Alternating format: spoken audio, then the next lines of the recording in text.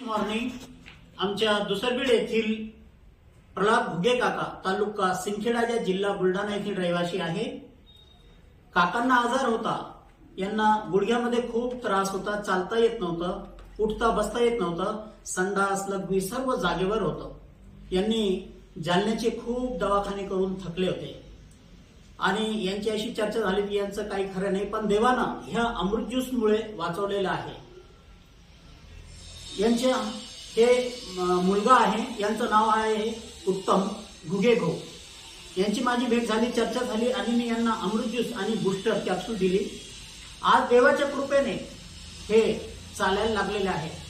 भाऊ, यांना कसा त्रास होता आणि आता कसा आराम मिळालेला आहे तुमच्या मुखातून तुम्ही बोला. यायला त्रास म्हणजे काहीच करत नव्हते, उठत नव्हते, बसत नव्हते, काहीच नाही, झोपेलं. पण हे औषध दिल्यापासून लगे 3 हप्त्यात फरक पडला. ह्या 2-3 बाटल्या पाजल्या तर लगे लय फरक पडला.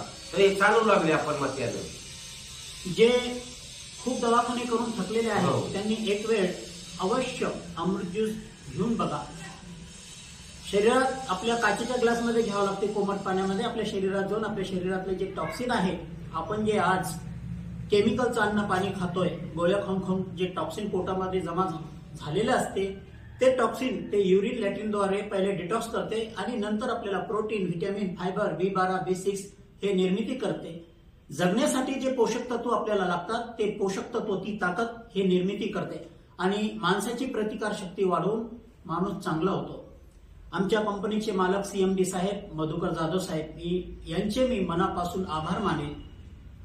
आमचे काका चांगले झालेले असे लाखो लोक भारतामध्ये चांगले व्हायला लागले. त्यांचे दवाखाने बंद व्हायला लागले. दवाखान्यात जे जाणारा पैसा आहे ते वाचायला लागला आणि माणसं चांगले व्हायला लागले. हर हर रियांश, घर घर रियांश.